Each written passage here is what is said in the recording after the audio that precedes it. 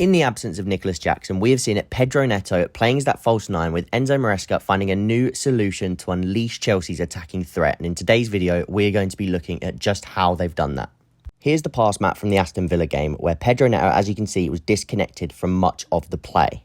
However, it was the timing of his counter movements with the likes of Palmer that led to the first goal, where he was able to peel into the channels, use the space that was being created for him by other people's movement, and then be able to make those decisive moments, such as for the Enzo goal. But it wasn't even that impressed me the most, because his out-of-possession play has really invigorated Chelsea's press. Again, they've been pressing in a similar way, but we saw this 4-2-4 against Aston Villa at times where Neto and Enzo were cutting off the middle of the pitch, but it was the intensity and the ability that Neto had to press from the front that really invigorated Chelsea's energy throughout the game. Neto did say that playing up front, he doesn't have to run as much, so when he does it with more intensity, and you can see that through these games because not only pressing from the front, but he is willing to make runs in behind at every possible opportunity, even if the ball isn't going to go into him every single time. And he did this to great effect against Aston Villa and then again against Southampton. The timing, the variation and the cleverness of these Neto runs open up space for other players on the pitch, such as Palmer and Kunku, Enzo, and you've really started to see that in these last few games. Okay, so now on the tactics board, let's talk about how Neto was used in this game, but in a slightly different way against a five-at-the-back team where you wouldn't have thought the space would be there for him to exploit in the same way that it was against Aston Villa. But the tweaks that Maresca made and the game plan coming into this game was perfect in order to get Neto into the most optimal positions, which would then aid the other attacking players such as Nkunku, Palmer, Sancho, and even Enzo pushing forward, and even Cucurella at times. So let's speak about from goal kicks, because this is the discourse that was sort of going around with a lot of moans and groans and people wanting the ball to go long. And in the stadium, not only in the stadium, but it's been one of my pet peeves in football for a while now, even with commentary, where teams, I understand, I understand that there's certain times when going long to be safe is the right play.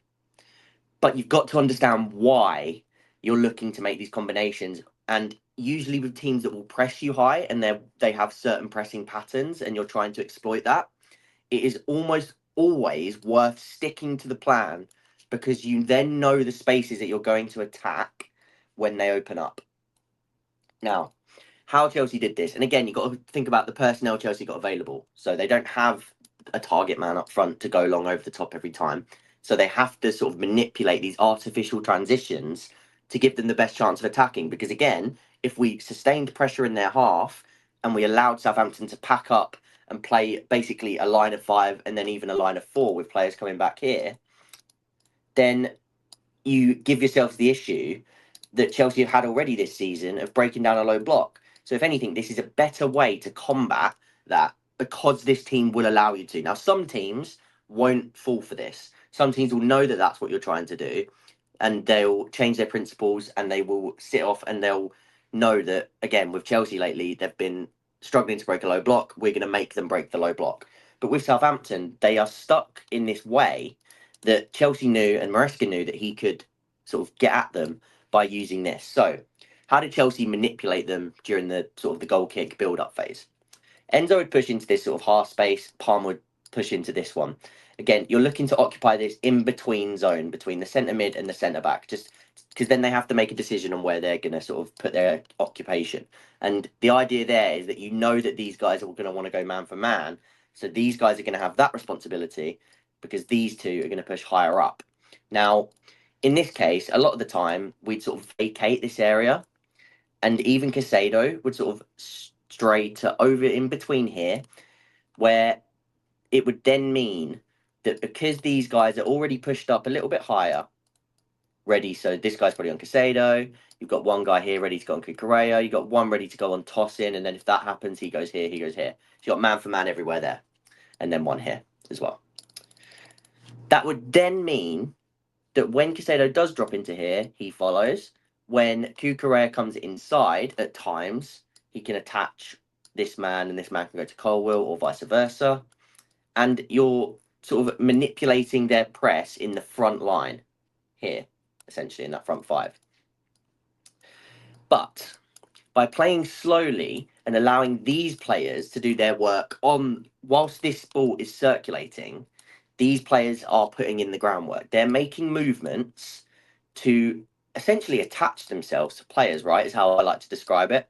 So Enzo, like we've just said here, he's sort of closer to the midfielder, but the midfielder goes to press. That is then when Enzo can sort of make a little movement to sort of open up space into here, which then causes this player to make their move because they know that that's their man. They've got to go man for man. And we saw this a few times in the game. Pardon me. We saw this a few times in the game where Enzo had to basically go forwards to attach, and he was checking his shoulder to make sure that the player was attaching before he then made a run deep. And he would often actually signal for the player to then, if it would say circulate that to Kukurea, to then play that ball, because this man had gone into here, and Kunku would do it in tandem too, to offer a ball into here, but also to take his man away. And all of a sudden, you've got a 1v1 with a ton of space for Neto to spin into. And that would be the trigger for that ball to then go direct. And whether that's Kukurea, whether that was Jorgensen one or two times, went direct into Neto when he had a 1v1 here, or even Colwell again, some brilliant passes into there too. But the idea was to, again, it was to ensure that the man-to-man press was activated, is again how I like to describe it, before going direct into those areas. And Neto did this really well, getting into these 1v1 scenarios with Bella Kotchap in the final third, waiting for Chelsea's plan to take place so that he could get into these areas. Here's an example of what we just spoke about on the tactics board. You've got the back four waiting and trying to lure Southampton into their man-to-man pressure. When Enzo Fernandez is making the move deeper, he obviously is here checking his shoulder to make sure that the player is attached to him so that when he does move deep, it will open up the passing lane for Kukurea. This is the trigger for Kukurea to play that pass in behind as well, and Kunku just at the bottom of that image there is also pulling their fullback out of position, which leaves this 1v1 open for Neto with space to turn into the channel. As you can see, the two purple circle players are the two that have been dragged out of position. And here's another example of that. You're waiting for that man-to-man pressure to activate. But as you can see, as soon as it does, Enzo himself is pointing to make that pass because he knows as he drops into that space, he's going to be followed. And that is when Colwell can release that ball in behind, and it's going to find Neto yet again in that 1v1. But something that needs to be really pointed out about this from Neto is he dealt with these scenarios extremely well. Considering the physicality of Bella Kotchap, he was actually able to post him up, make sure he got the touches, make sure he made that ball stick and allow bodies to flood around him so that even when he did lose the ball, they were able to regain it and make things from it. And then, of course, we have to mention his goal. Just, again, a nice little burst of movement, clever to know where to run, where the space is going to be, and to then exploit that space with purpose, makes the run in behind, gets into this area and just wellies through. I really like the technique on this shot, making sure he keeps it down and into that near post, making sure it goes on target with power. So by using Neto in this role, Chelsea have been able to find a little bit of something different, get a few of the qualities that they've been missing with a few other profiles being missing, and have then been able to pick it up in attacking areas. Yes, it's against Southampton, but again, against Villa, we saw the positives of it as well. Let me know your thoughts from the last few games in the comment section down below, and like and subscribe if you haven't already.